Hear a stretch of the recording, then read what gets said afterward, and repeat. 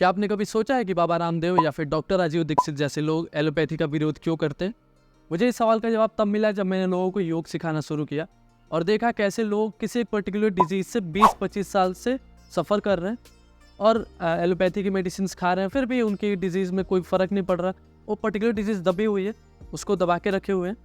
और ये बहुत ही अजीब सी बात है कि लोग एक डिजीज़ के लिए मेडिसिन खा रहे हैं, तो उसके साथ साथ उनके जीवन में 4-5 डिजीज़ एज अ गिफ्ट के तौर पे फ्री में आ जा रही हैं।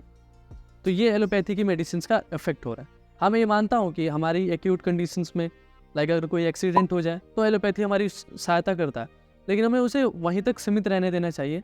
क्रोनिक कंडीशंस में जहाँ पे किसी पर्टिकुलर डिजीज़ का कारण कुछ और होता है, रूट कॉज उस पर्टिकुलर डिजीज़ का कुछ और होता है, जिसको कि एलोपैथिक मेडिसिन्स जिनके ऊपर काम ही नहीं करती, तो उन कंडीशंस में हमें योग, आयुर्वेद या फिर नेचुरोपैथी की सहायता लेनी चाहिए। वहीं अगर हम दूसरी तरफ देखें कि योग, आयुर्वेद और नेचुरोपैथी हमारी कैसे सहायता करता है, तो जब हम किसी एक पर्टिकुलर डिजीज़ को क्योर करने के लिए जब योग का अभ्यास शुरू करते हैं या फिर नेचुरोपैथी की सहायता लेते हैं या फिर आयुर्वेद की सहायता लेते हैं, तो हमारी वो डिजीज़ तो ठीक होती ही होती है, उसके साथ ही साथ फ्यूचर में होने वाली समस्याओं या फिर बीमारियों से भी हम बच जाते हैं।